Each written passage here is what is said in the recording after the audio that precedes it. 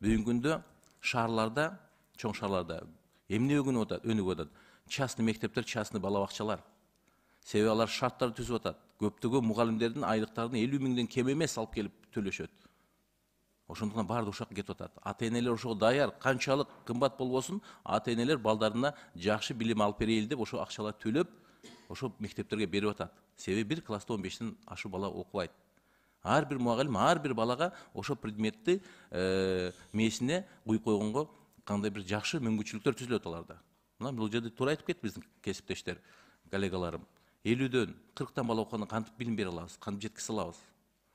Баары жок проблема бүгүнкү күндө каражатта.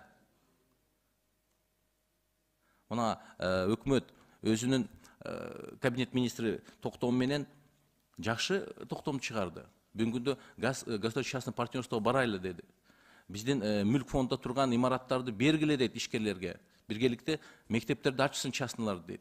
Аким мэрлерге айтып атат, өкмөттүн жерлери бош турса бергиле, трансформация кылып берели, ошол жерге частный мектептер салынсын, частный бала бакчалар салынсын. Билим берүү тармакка биз ошо менен жардам берели деп. Себеби бүгүнкү күндө эмнегедир көбү ушу жеке менчик мектептерге багытталып калган да ата-энелер. Себеби ал жерде бүт шарттар бар.